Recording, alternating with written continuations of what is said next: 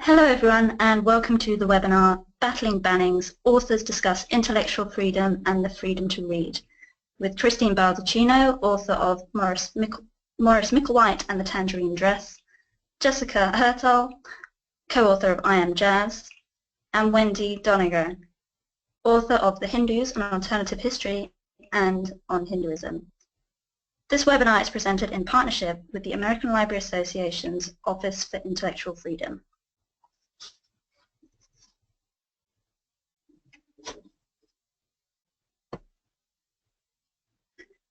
My name is Vicky Baker and I'm the Deputy Editor of the Index on Censorship magazine. Index on Censorship is a London-based organisation that promotes and defends the right to freedom of expression all over the world.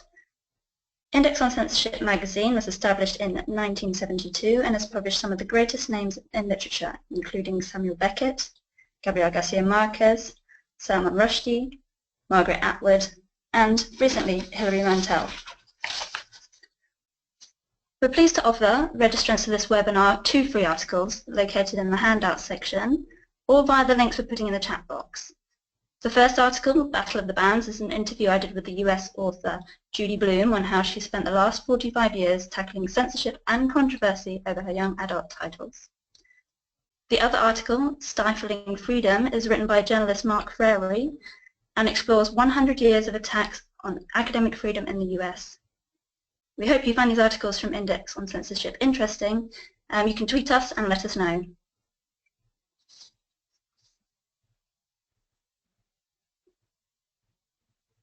Let me begin by introducing you to our guests before we start the conversation. Christine Baldacchino is a former early childhood educator and the author of the widely acclaimed Stonewall Honor book, Morris Micklewhite and the Tangerine Dress. A champion of self-expression and anti-bullying, she believes that kids should be given the leeway and encouragement to discover who they are, whether it be in a denim overalls or a taffeta dress.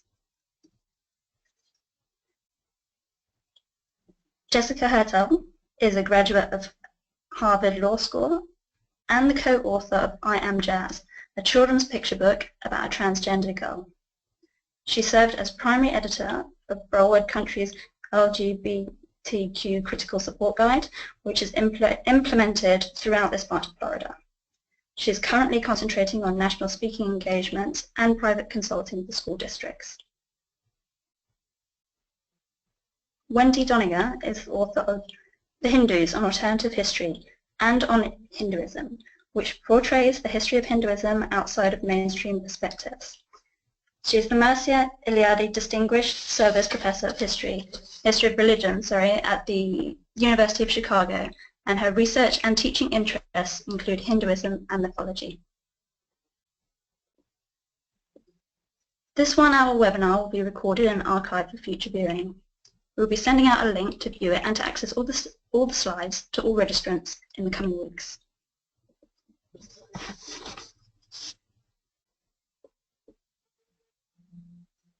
If you have any problems with the audio or viewing modes during the webinar, please use the Q&A box at the right of your screen and one of our helpful team members will get back to you ASAP. At the end of the webinar, we'll have some time for a Q&A from attendees, so please use the Q&A box to ask any questions to the speakers throughout the webinar. Please also take note of the webinar hashtag. That's hashtag #FreeToRead16, and feel free to ask questions or leave comments there. Now let's start the conversation by turning it over to Christine.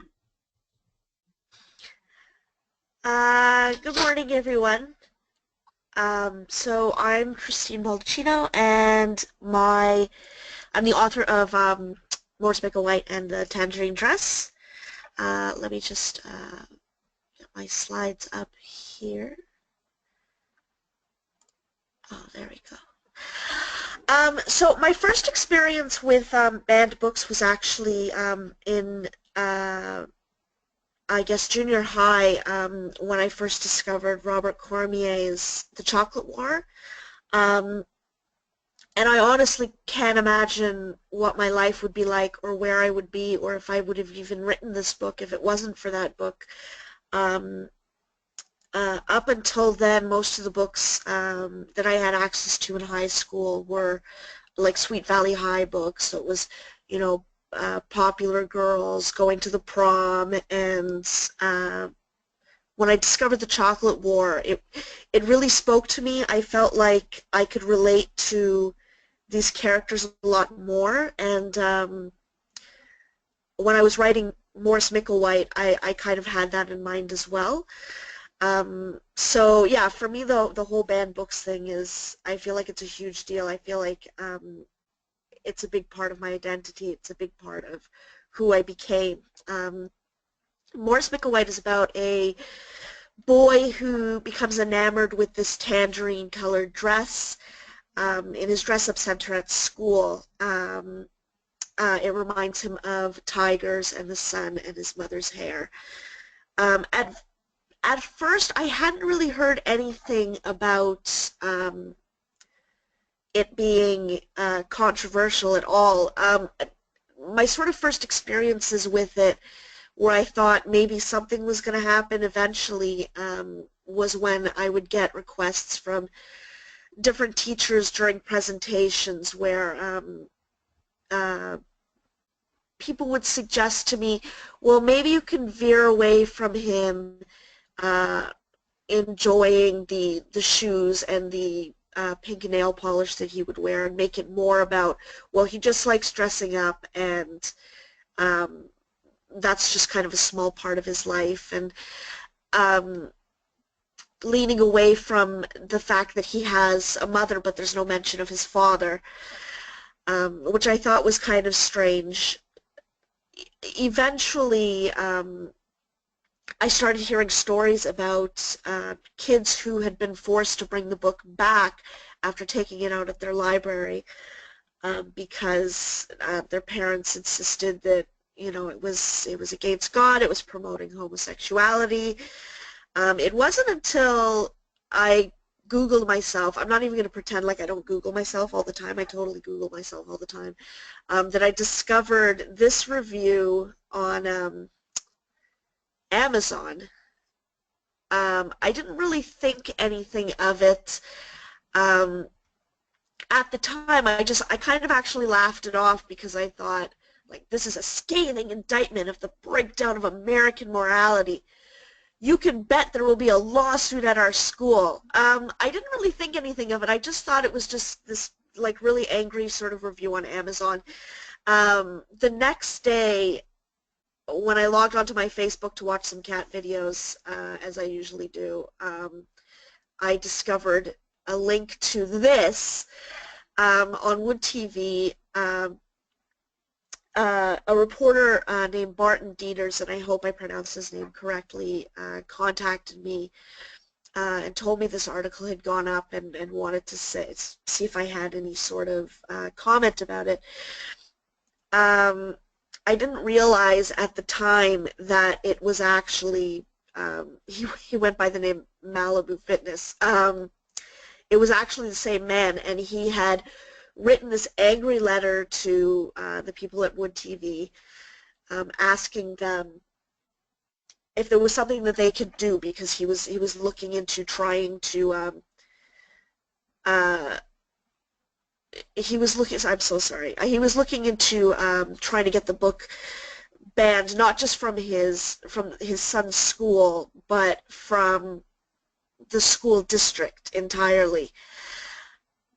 Some of the things that he mentioned in the letter that eventually was forwarded to me so that I could have a look at it, that there was a child in this man's son's class who wore a skirt and tights to school. And so a counselor at the school thought it would be, you know, wonderful to read this book and sort of have him relate to it and sort of teach the other kids, you know, about tolerance and, you know, breaking gender norms. And he insisted to this man's son that he could wear whatever he wanted to, and that no one had the right to make fun of him for expressing himself. The father insisted that this was coaching, and claimed that his First Amendment rights were being violated. And then a sort of slew of other reviews started coming in, which I really wasn't expected. There were lots of religious sort of right-wing sites that were talking about how it was promoting what they would constantly refer to as transsexualism. People were like making up sort of words for what I was doing. Some people would say hurtful things like that my marriage was a sham, and I was actually, my husband was a beard, and I was, you know, all about sort of indoctrinating children to become homosexuals. What I did appreciate was that when the book sort of became really controversial, it really brought out the fighting spirit in a lot of people, and I really did appreciate that. I really did enjoy getting like messages from kids and from parents who had kids who were sort of breaking gender norms. I feel like I sort of feel like maybe there are kids out there who are exactly the way I was when I discovered The Chocolate War by Robert Cormier. That book really sort of changed my life, and that I can't imagine my life without it. And over the course of all of this, what I've learned most is that there are tons of kids out there who find my book relatable, and maybe I've changed their lives for the better. And if this controversy sort of brings more attention to it, the positive thing, of course, is that it's reaching out to more kids, more parents are getting access to it, finding out about it, and I mean, that's not a bad thing. I also kind of feel really sort of like I felt really powerful, and at the same time I also kind of felt a little naughty. So that's mainly been my my experience with Morris Micklewhite and the controversy surrounding it. A lot of articles started coming out, sort of like this article from Raw Story of people defending the book and, you know, defending me and defending kids, which is the most important thing, that these kids be allowed to sort of be themselves. And yeah, that's been my experience so far. So I guess that's sort of the end of the presentation for me. Great, thank you. Thanks, Christine. That was brilliant. And if anyone has any questions for Christine off the back of that, you can continue to tweet them in or on the hashtag free to read 16. And now we're going to move swiftly into Jessica's presentation. She'll pull up her slides in a moment. Hi there, good morning everyone. My name is Jessica Herthel. I am the co-author of I Am Jazz. Let me just move this out of the way. I'm super excited to be here with you today talking about how this little book that we crafted in my kitchen ended up being number 3 on the list of top 10 most challenged books of the year. First, I wanted to tell you a little bit about how the book came to be. I am not the first person you think of to be writing a children's book about a transgender child. I'm not a member of the LGBT community myself, nor do any of my 3 daughters identify as LGBT as far as I can tell. But something changed for me when I became a parent. Not only did I begin to feel a primal protective instinct over all kids, but I began to feel profoundly aware of what a massive responsibility it is to raise children who will be decent adults. And that meant teaching my kids from a young age about their societal privilege, namely our perceived privilege as white, straight, cisgender, able-bodied people, and what responsibilities come with those privileges. As they say, to whom much is given, much will be required. So we started talking to our kids about the exciting diversity they'll encounter in the world, how some people are big and some people are small, how some people get around by foot and others by wheels, how some boys play with strollers, some girls play with tractors, some people have light skin, and others have dark skin, and how there are so many versions of families. So when I met Jazz's mom through a chance encounter, and she and I became fast friends, I kind of seized the opportunity to introduce my little girls, who were then 4, 5, and 7 years old, to Jazz herself. But first I explained to them, I said, remember how we taught you that we never judge a person by their size or their shape or their color, and we always get to know the person on the inside? Well, I have a friend, Jazz, and she's very special. She was born in the shape of a boy. How interesting is that? But otherwise, she's just like you. Needless to say, my girls fell in love with Jazz from their very first ice cream, and Jazz being transgender was never an issue for them. And what I learned from this little social experiment is that kids want to do the right thing. They want to be a good friend, and they want to make the adults in their life proud. And most of all, they don't perceive being different as being bad unless and until we instruct them to. So the Jazz book was as much a gift I wanted to give to my own kids as I wanted to give to transgender kids.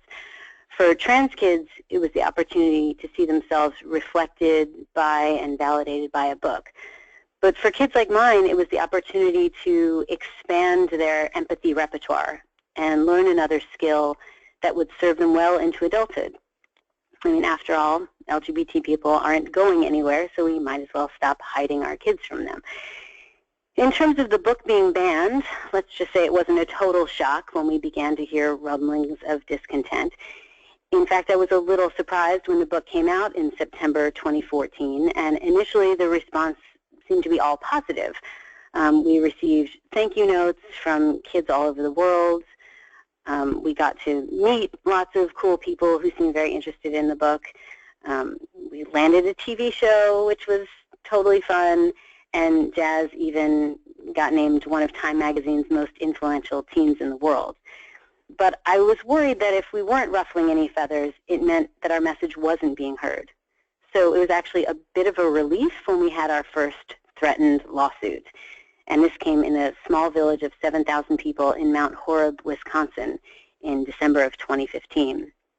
An elementary school with a transitioning first grader was about to read the book when the Liberty Counsel of Kim Davis not signing marriage certificates fame threatened to sue.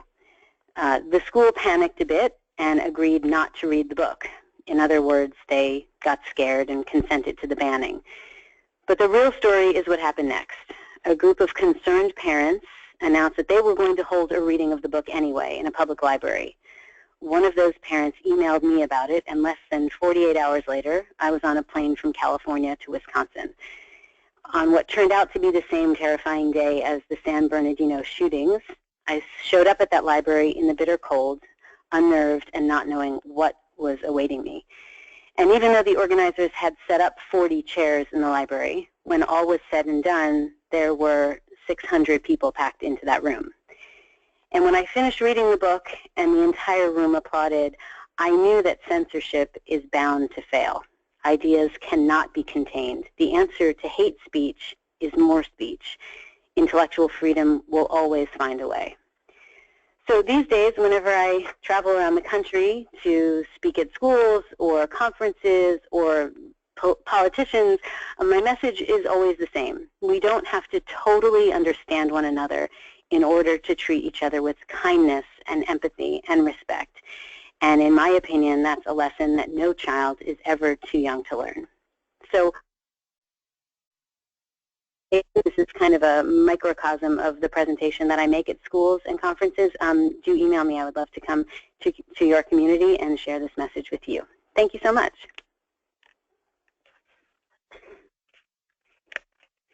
Jessica, that was lovely. Thanks for sharing that story.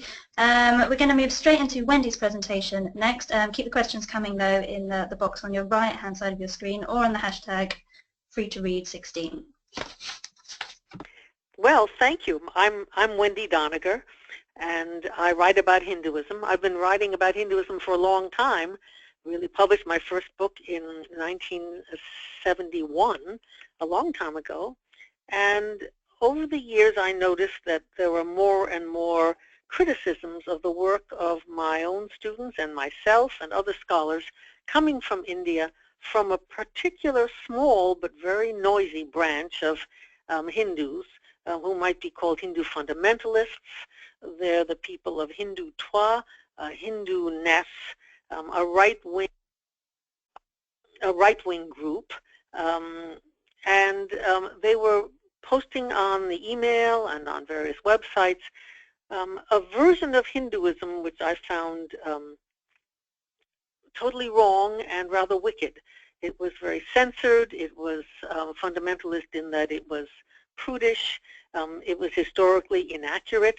It was hyper-critical of Muslims and of women and of people of low caste, the so-called people we used to call untouchables. It was just wrong. It was a vicious distortion of the actual history of Hinduism. So I was inspired by these attacks, really, to write a book that I felt would tell another story. I called it an alternative history. It was alternative to the old-fashioned British history, which is about kings and battles, but it was also alternative to this new right-wing fundamentalist Hindu history. And it was alternative in the sense that it was about the alternative people that get left out of histories, women and people of low caste in India. So I published the book in 2009 in America with Penguin, and then Penguin India picked it up and published it in 2010. And the director of Penguin India at that time was a man named Ravi Singh, who used to be called Ravishing by his friends and enemies. You move the H forward and you get Ravishing from Ravi Singh. He was a great publisher, had been the head of Penguin India for some years, and he knew that this book would get trouble, and he still wanted to publish it. We worked together to make some very minor changes for the Indian edition. You can't, for instance, depict the border of Kashmir as a disputed boundary in any book published in India. So we had to leave out that map that had Kashmir in it. And we made changes of that sort and published the book. And almost immediately in 2010, a lawsuit was brought against it by a group of old men, old school teachers from a right-wing group of the BJP, the Bharatiya Janata Party, the ruling party in India now. And they objected to it on the grounds of a particular law, Indian Penal Code 295A, that had been promulgated by the British in 1927, decades before India got its independence. And that law was designed to protect Muslims from Hindu attacks. It had a famous paragraph in it about it being against the law to offend the feelings of any person of any religion. And it was really designed for Muslims. Well, after Indian independence, 1948, it was used by Hindus to defend Hinduism against anyone who said something that the Hindus didn't like. In other words, the majority. The Muslims had been, of course, and remain the minority. And under this law, my book was said to have offended the feelings of several Hindus, and indeed it did. As long as that law is on the books, anyone who says anything that offends a Hindu is ultimately liable to be attacked, as I was. Well, Ravi Singh, the head of Penguin Books, defended the book by lawyers, by money, in the courts, back and forth and back and forth. But the case never came to court. It was really lawyers against lawyers. And he defended it. The book stayed in print for 4 years. It became very popular. That made them madder yet, the people that attacked it. And then finally, Penguin India was bought by Bertelsmann and Pearson and Random House. It was a whole scale of enormous corporations. And under this new rule, the word came down from on high that they must drop the lawsuit. And they did. They settled out of court, and they agreed to the demand that Penguin India cease publication of the book and that they destroy all remaining copies. And that became a famous cri de coeur in a way. People objected that Penguin had agreed to pulp the book. Well, what actually happened was that not a single copy was destroyed. Penguin didn't have any in stock, and in the bookstores they were quickly bought up. The book became even more popular than it had been before, but Penguin could no longer publish it. But that wasn't the end of the story. Ravi Singh left Penguin in protest and started another company. He started two, but ultimately he ended up with a company called Speaking Tiger. Penguin International very kindly gave back to me the rights to publish the book in India, and I gave the rights back to Ravi Singh, who was no longer the head of Penguin, but now had his own company, Speaking Tiger. Ravi republished the book in India. It has been available in India ever since last October, almost a year now. It's selling very well. So the book won, Ravi Singh won. There has been an enormous protest against Penguin for dropping the book. But in fact, Penguin India was not at fault in any way. It was really the international corporation, conglomeration of these, of Bertelsmann and Pearson, that had really made the trouble. And a brave individual Indian publisher stayed with the book, started a new company, published the book. He has since published another book of mine that is available in India, that is selling well. We got away with it. But knowing that Penguin had folded like that set a very bad example for smaller publishers, whereas in fact it was as a smaller publisher, the Speaking Tiger company, that Ravi was able to defend the book. So I learned a lot about publishing. I'm a publisher's daughter. I thought I knew a lot. I've learned a lot about India. And I learned that it is in fact possible to resist these fundamentalist attacks, but you need a courageous publisher to back you up.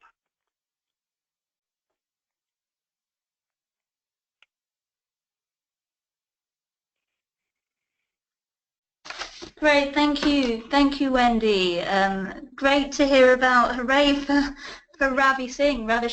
So that was a great story. And thank you, all three of you, for brilliant presentations. Thank you, Christine and Jessica, too.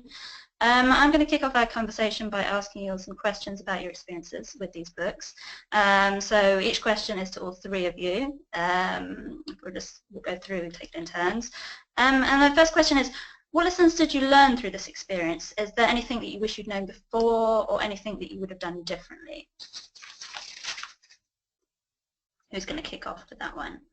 Well, I'll start if you like. I learned that you have to choose your publisher very carefully. It's not enough to write a book that you know is going to be a controversial book. You need to publish with someone who will stick with you. I've had many colleagues whose books were every bit as important and worthier than mine, and they are not available in India. Several Indian publishers simply took out of print any book that there was an objection to. So it really matters how you publish and who you choose to publish your books, and it matters that you stick with it and don't give in to the threats. I cannot go back to India. That's the price I paid. So you pay a price for these things, and I worry about my students who need to go to India and who perhaps can't take the chances that I can afford to take staying in America. So there are choices and gains and losses to be considered. This is Jessica. I'll go next. For me, I learned that people get very uncomfortable when you ask them to question beliefs that they've held for a long time but never actually examined. And I feel that this is an intellectual laziness that, to some extent. People are afraid with tinkering what they think is just a fact of life, when sometimes this perception is limited or inaccurate. It's because of this that I advocate teaching children from a very young age that gender and romantic attraction, these things, they exist on a spectrum. I think this allows kids to grow up with healthy, open-minded attitudes such that they can be a good friend to everyone. And this does not, of course, contrary to what fear-mongers would like you to believe, this doesn't create gay or gender nonconforming or transgender kids. We really have to get communities away from this idea that sexual orientation or gender identity is somehow contagious. So really, I've learned that when you ask people to have a thought that they haven't thought of before, it can be very uncomfortable, and you sometimes have to just push past that to get people to open up their minds.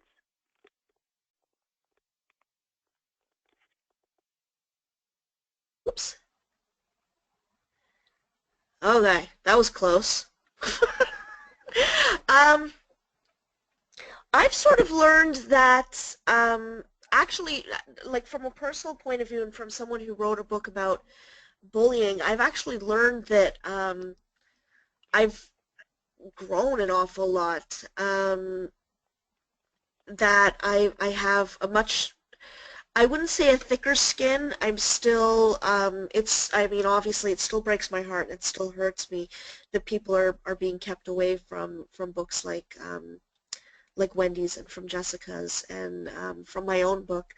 But I've learned that I'm a much stronger person now, and for writing this book and for reading The Chocolate War when I was a kid. So I've sort of developed this kind of like sense of hope that if I could, you know, go from where I was to where I am now, there are a lot of other kids who can go from where they were to, you know, what they'll become in the future, that, you know, they'll become stronger and they'll become fighters. And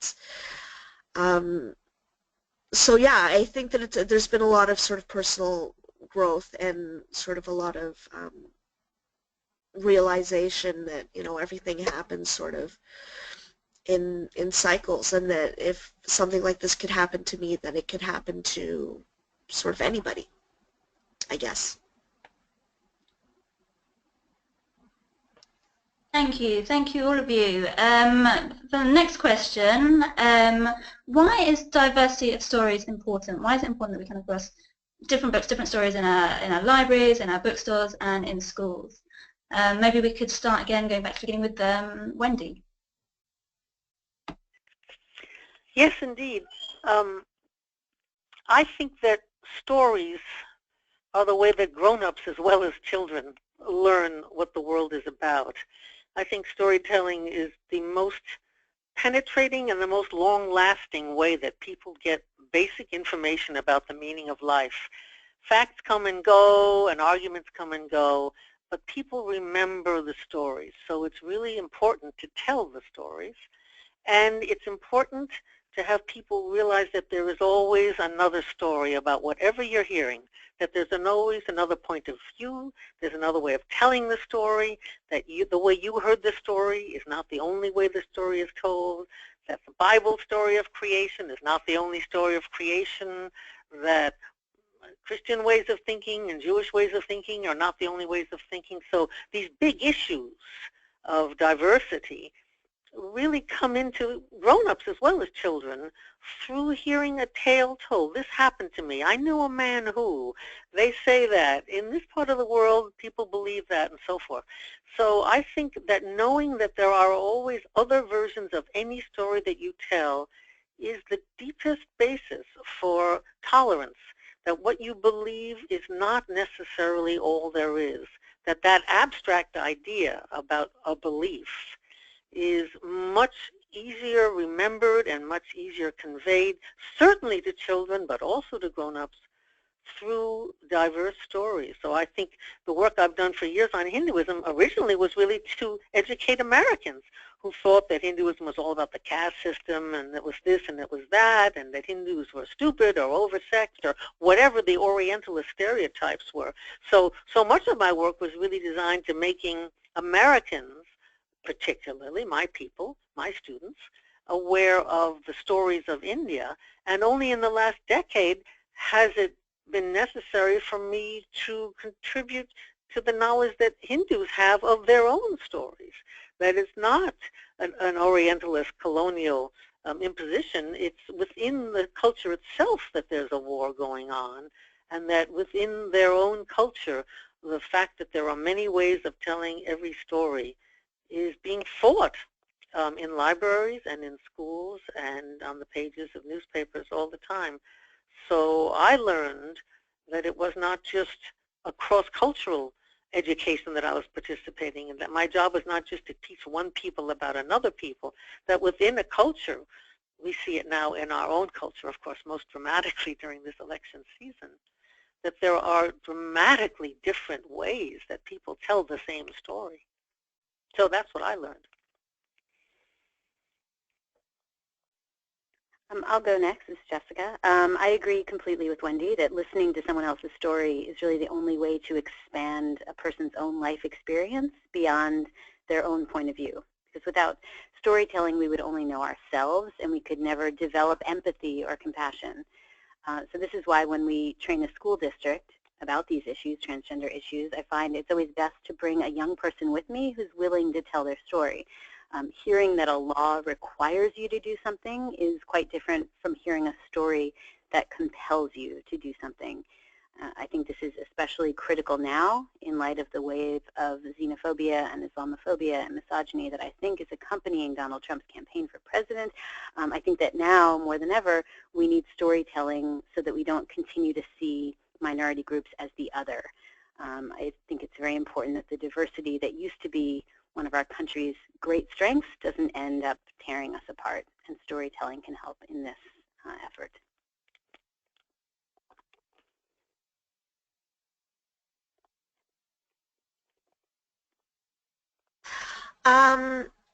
It's Christine. I've sort of learned from again the point of view of a child who was very introverted, that it was very important for me to know that I belonged here, that I, you know, that yes, I was different from a lot of people, but that I belonged here. And this sort of whole experience has been, for me, about that, about, you know, learning that, you know, yeah, we're all different from each other, but that we just,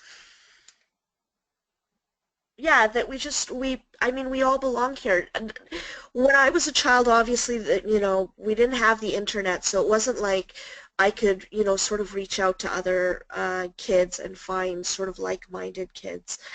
But I wouldn't understand, like, you know, especially with this parent in Michigan who wanted to bring this lawsuit up. I can't understand why you would want to make your child's world smaller. I would think that you would want your child to experience everything. Life is short. Like, wouldn't you want your child's world to be bigger, to learn not just about other cultures, about other people? I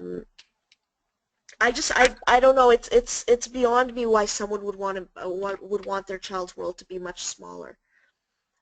So I've sort of learned that it's really important for all of us to sort of feel like we, you know, we belong on this planet, we belong in this life, and yeah, I guess that's sort of been the biggest sort of lesson for me.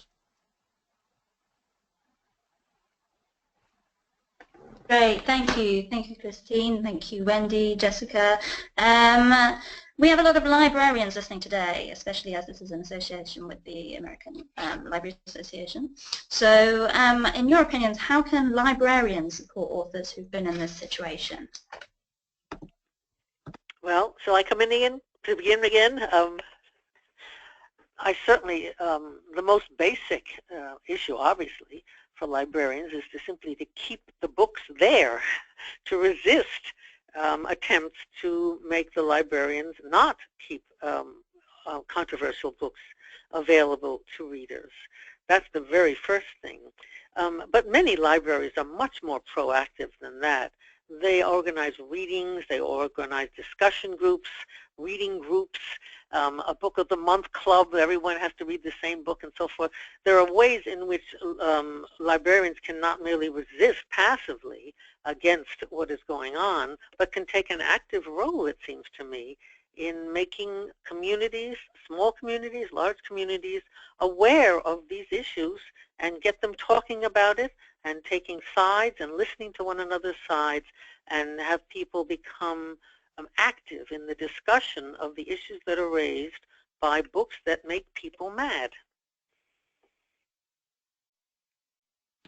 This is Jessica. I agree, of course. I think librarians should not ask for permission to talk about diverse books. I mean, librarians can have authors like the three of us, come to their libraries and put a human face to these so-called censored ideas and read these books aloud, even if it feels like it might be opening a Pandora's box.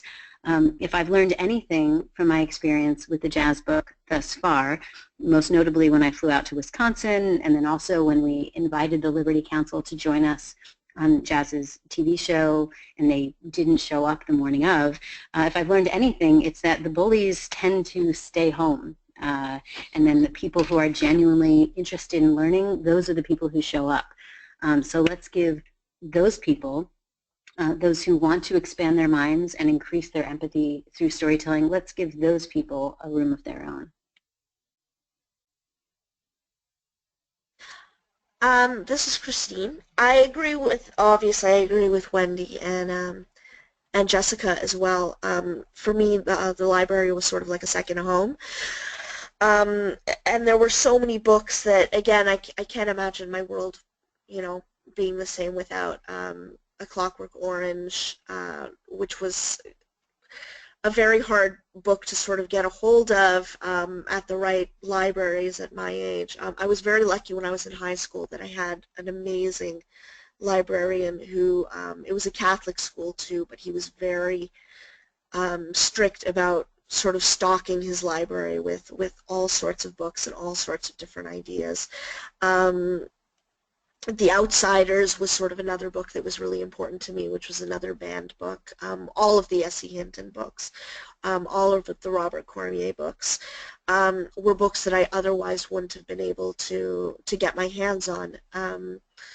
So yeah, I think it's very important to have sort of like a really amazing librarian, one that's sort of going to, fight for authors and fight for their kids and fight for families.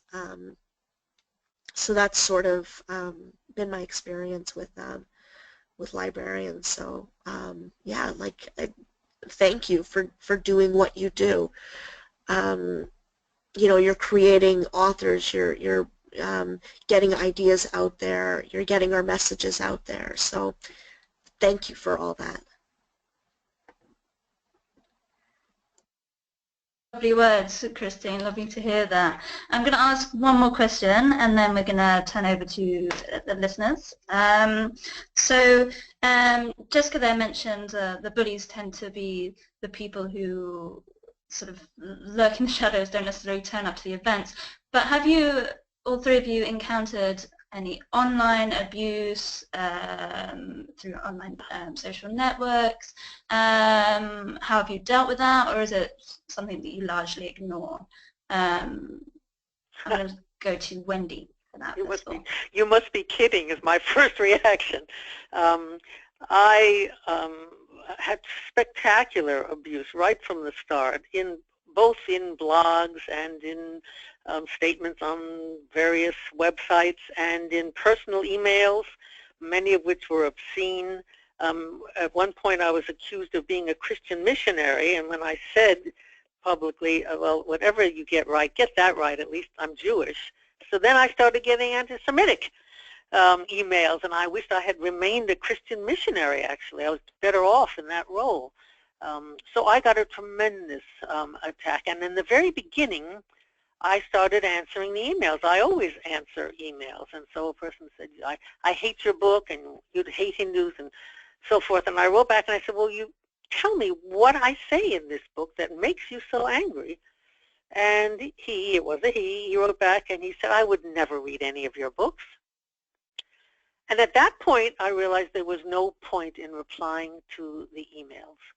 So I opened a file called Hindu Hate Mail, and I kept them all, knowing that someday I might do something with them, write about them or something, but I did not reply.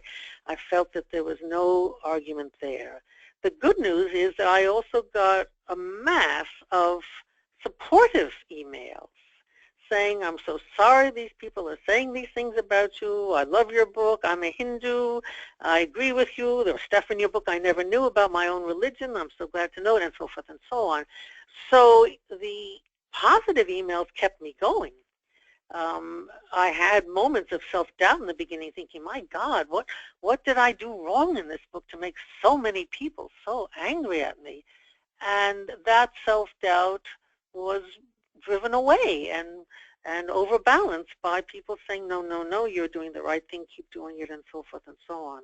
So that was an important experience. I was sorry not to be able to engage with the people who were critical, but they were not critical in a rational way, the way a negative reviewer could be critical. I mean, there are things that really are wrong with the book. The sections on colonialism are weaker than the sections on the ancient period. You know, there are things that in any book. So it wasn't that kind of a thing where you could say, yes, I see what you mean, I made a mistake here. It was on a level of shouting and screaming rather than a level of discussion.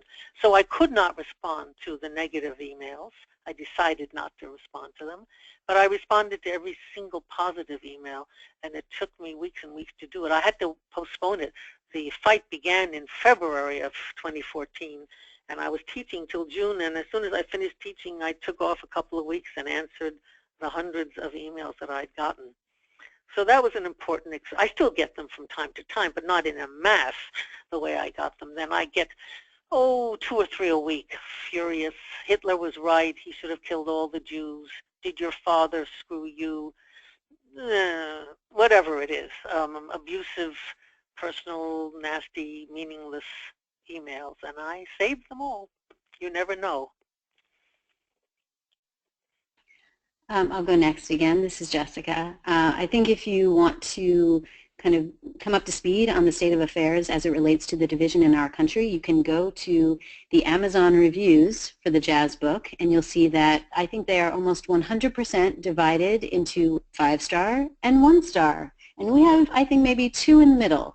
And sometimes when I'm bored, and this is part of the presentation, we laugh about some of the 1-star reviews that the book has gotten. My favorite of which it has since been deleted, but my favorite 1-star review used to be 1 star, this book is terrible, I love music, and it's not even about jazz. But that one's not there anymore. The ones that are there, however, are predictably hate-filled and accusing us of being child abusers, and that we're brainwashing, and you could tell that the people haven't read the book. But I agree entirely with Wendy that the best response is no response.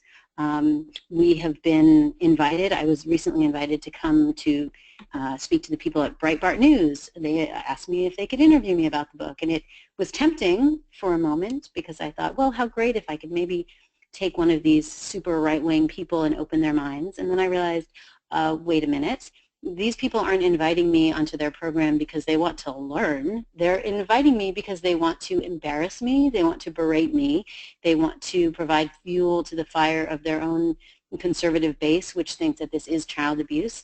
And I realized that that would be serving really no purpose. So I agree with the strategy that, you know, all 3 of us have probably been subjected to some pretty terrible hate mail, but the best way to respond is just not respond at all and thank the people. In fact, just this morning there's quite a beautiful review of someone who stumbled across the book because their kid picked it out of the library and he brought it home and started reading it to her, and when he opened the page that said, I have a girl brain in a boy body, he wrote that he laughed out loud because he hadn't realized that it was a teachable moment that he was walking into, but he was kind of so grateful that it fell into his lap literally and figuratively. So let's keep encouraging the positive and ignore the negative. Jessica, if I can just break in here, yeah, I also got the 1-star, got the 1-star reviews on Amazon, and they were also of that sort. And in addition, my Wikipedia entry was tampered with on several occasions. And for a while, the University of Chicago employed a student, not exactly full-time, but he kept at it, to keep cleaning up every day the stuff that was put on my Wikipedia entry and put back the stuff that had been there. And finally, it calmed down. But there are ways that they can get into the media, and the Amazon is certainly one of them.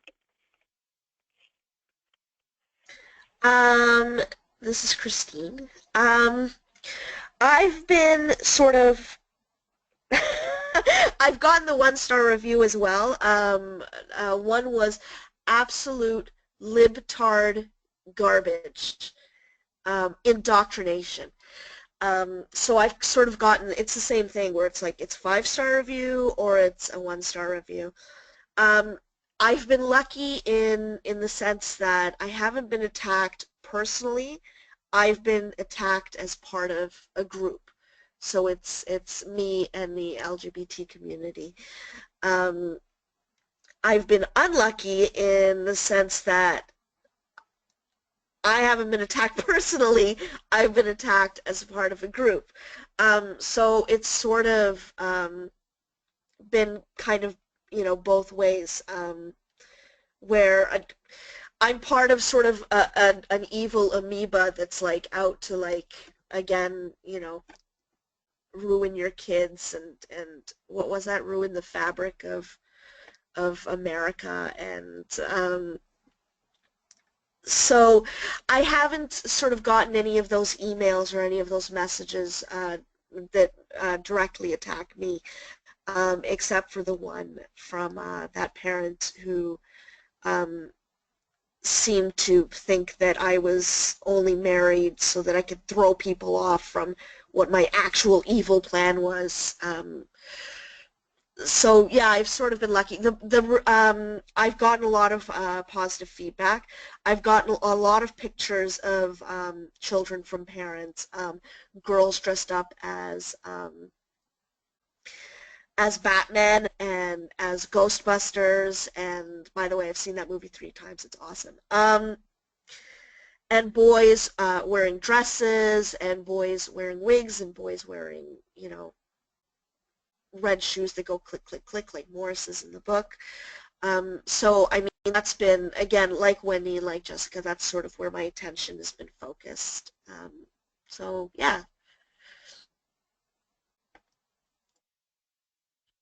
Wow, thank you. There were some intense stories in there. I think working for Index on Censorship, you shouldn't be surprised to hear things like this, but somehow you always are. And it's frustrating, but it's also heartening and inspiring to hear how you've all stuck to your guns and stood by everything you've said and are standing up for the freedom to read now. And we're going to turn over to the audience, everyone who's listening, and see what questions they have for you. So please continue to submit questions using the question box on the right side of your screen or on Twitter using the hashtag #FreeToRead16. If our speakers can't get to your questions by the end of the hour, because we're running short of time now, they'll answer some of the overflow questions in a follow-up blog post that will be on Sage Connection. And we'll also include the recording of the event, which we'll send to you afterwards. So the first question is directly to Christine. And the question is, did readers in the UK protest your book as much as the ones in the US? And this is from Pat Dunn, Lakewood, Colorado. And yeah, perhaps you could wind that in other parts of the world. Did you hear similar protests? Hi, Pat. Hi, Pat. I hope you're doing well. Thank you for the question. I haven't heard anything about stuff happening in the UK. Most of the stuff that I've been getting has been from the United States. I don't know if it's because they just haven't gotten access to me. I only have a Facebook page right now. I don't have an official website. My email is not out there, so it's literally people can get a hold of me on Twitter or on Facebook. So I don't know if it's a matter of people not being able to get a hold of me or finding me directly, but a lot of the sort of blowback has been from mainly from the States. I've gotten sort of a couple of things here and there. I hear stories about stuff happening up here in Canada, but not much. It's mainly been from the States.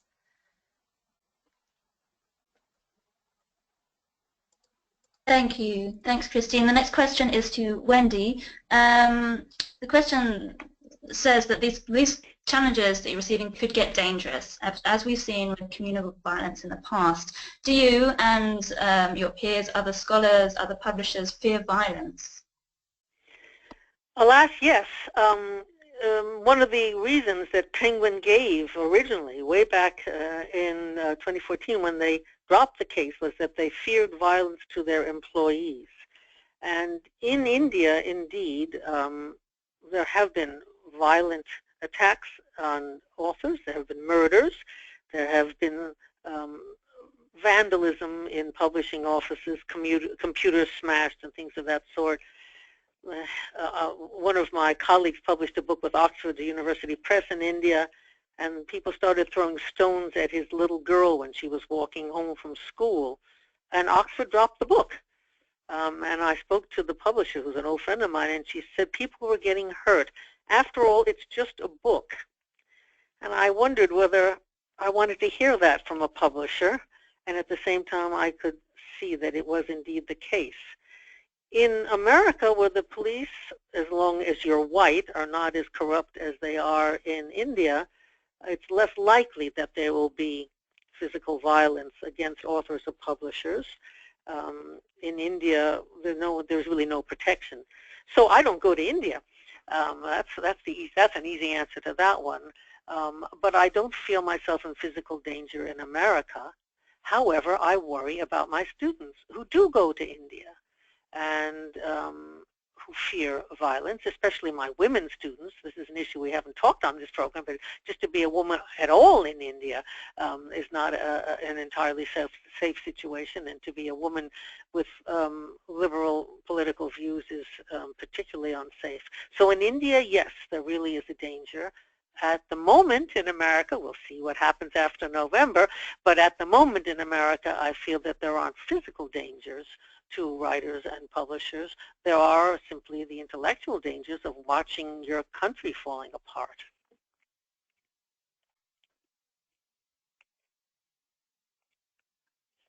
Thanks, Wendy. The next question is to Jessica.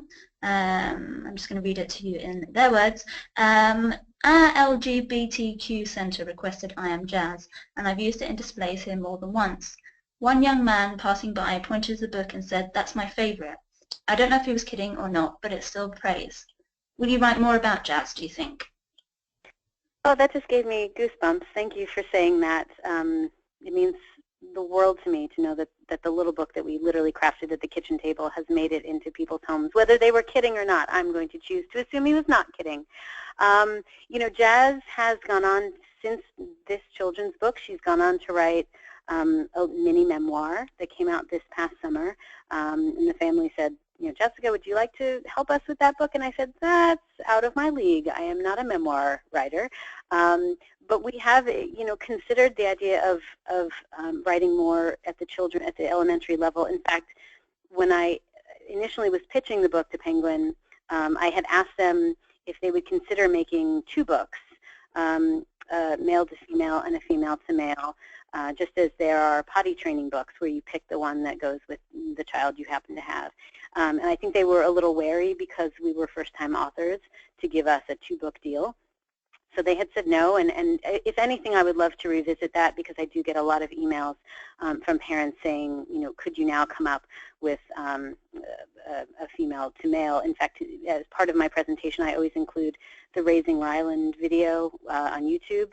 It's a wonderful family. We're friends with them now, which really emphatically demonstrates that the transition from a little girl who knows in her heart that she is a boy, as Ryland transitioned very young, it's just as compelling a narrative as Jazz's narrative. So if anything, I would love to revisit the publisher and see if we could get a companion book of a female to male transition for a child.